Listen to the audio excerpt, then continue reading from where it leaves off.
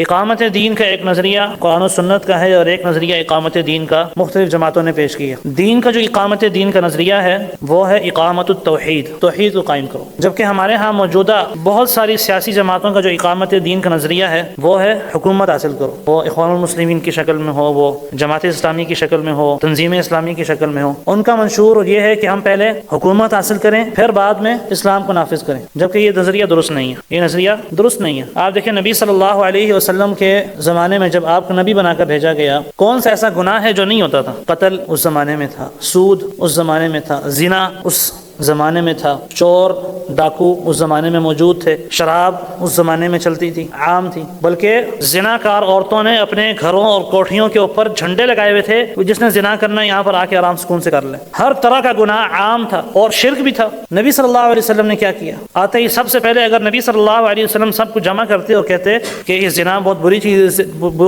چیز ہے، اس کے خلاف کام کریں گے، سب آپ کے ساتھ مل جاتے۔ اگر نبی صلی اللہ علیہ وسلم سب کو جمع کرتے اور کہتے کہ سود کے خلاف کام کرنا ہے، سب آپ کے ساتھ مل جاتے۔ لیکن آپ نے جو سب لوگوں کی، اپنے قریب ترین لوگوں کی، اپنے خاندان کی عداوت اور دشمنی برداشت کی ہے، وہ کس لیے؟ اقامت دین کے لیے۔ اور وہ کون سا اقامت دین کا نظریہ تھا جو آپ نے مکہ میں پیش کیا؟ توحید کو قائم کرے۔ اس لیے آپ نے سب کو جمع کیا۔ جب اللہ رب العالمین نے آیت نازل کی نا وَأَنذِرْ عَشِيرَتَكَ الْأَقْرَبِينَ، اے نبی علیہ الصلوۃ والسلام اپنے قریبی ترین لوگوں کو ڈرائیے، تو آپ نے حدیث میں آتا ہے فَعَمَّ وَخَصَّ، عمومی طور پہ قریش کو بھی آواز لگائی، یا معاشرہ قریش، اور پھر قریش کے اندر مخصوص خاندانوں کو آوازیں لگائی، پھر اپنی پھوپھی کو بھی آواز لگائی، سب کو آوازیں لگائی، اپنے خاندان کو آواز لگائی، سب کو جمع کیا اور کہا کہ مجھے کبھی جھوٹ بولتے ہوئے دیکھا ہے؟ ان کا نہیں، ما عہدنا علیک کذبا، آپ پر کبھی ہم نے جھوٹ بولتے ہوئے آپ کو کبھی دیکھا ہی نہیں۔ کہا اگر میں تمہیں یہ کہوں کہ اس پہاڑی کے پیچھے سے ایک لشکر تم پر حملہ کرنے والا ہے، مانو گے؟ جی بالکل مانیں گے، کیونکہ آپ نے کبھی جھوٹ بولا ہی نہیں ہے، آپ نے اپنا کردار ان کے سامنے رکھا، نبوت سے پہلے کا کردار۔ جی بالکل مانیں گے۔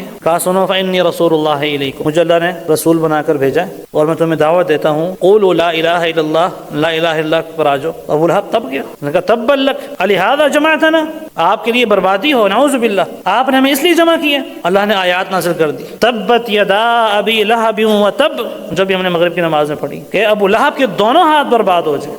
تو اقامت دین، ان اقیم الدین، وہ کون سا دین قائم کیا تھا؟ توحید، کہ یہ بابے، یہ بت، یہ منات، یہ لات، یہ عزا، یہ حبل کچھ نہیں کر سکتے، نہ نفع کے مالک ہیں نہ نقصان کے مالک ہیں، نہ چاند نہ ستارے نہ مردے نہ زندے۔ اقامت دین کا جو اسلامی نظریہ ہے، یا اقامت دین کا یوں کہہ لیں کہ محمدی نظریہ جو محمد رسول اللہ صلی اللہ علیہ وسلم نے پیش کیا ہے، وہ ہے توحید کو عام کریں، اور یہی اہل حدیث کی سیاست کا محور ہے۔ ہمارے ہاں جو بعض سیاسی جماعتوں کا اقامت دین کا نظریہ ہے، باقاعدہ اس پر کانفرنس ہوتی ہے، اقامت دین کے لیے جمع ہو، اقامت دین کے لیے کام کرے۔ وہ اقامت دین کیا ہے؟ کچھ نہیں ہے۔ ایک جلسہ کر لیں گے سود کے خلاف، ایک جلسے میں حکمرانوں کو گالیاں دے دیں گے، ایک جلسے میں جو ہے نا تھوڑا سا اور جوش دکھا کے سعودی حکمرانوں کو بھی جلان تان کر لیں گے، اس کے بعد ووٹ ہمیں دے دو، حل صرف فلاں جماعت ہے، بس ووٹ لے کر سیٹیں لے کر پھر اگلے 5 سال کے لیے نہ کوئی اقامت دین ہوتا ہے نہ کوئی دین کے لیے کام۔ اور اگر یہ لوگ حکومت پہ آ بھی جائیں، جو کہ آئیں گے نہیں، ناممکن ہے، اگر آ بھی جائیں تو اس ذریعے سے وہ دین کو قائم کر ہی نہیں سکتے۔ آپ دیکھیں ہر چیز کو آپ نبی صلی اللہ علیہ وسلم کی سیرت سے جوڑیں، آپ کی سیرت ہمارے لیے مشعل راہ ہے۔ نبی صلی اللہ علیہ وسلم کی دعوت توحید سے جب مکہ والے تنگ ہوئے تو انہوں نے آپ کو آفریں کی کہ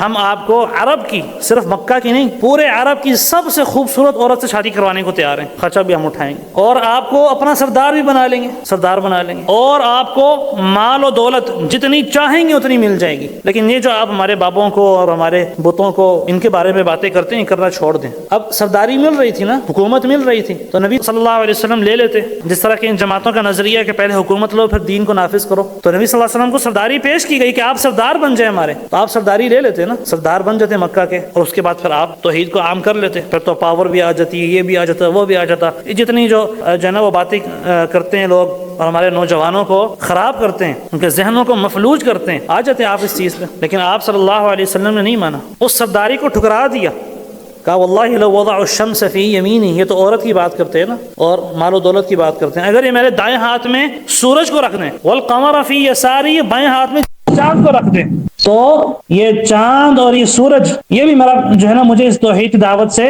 نہیں روک سکتے، یہ چاند اور سورج یہ چاند اور سورج بھی مجھے توحید کی دعوت سے نہیں روک سکتے۔ تو یہ اقامت دین کا محمدی نظریہ ہے۔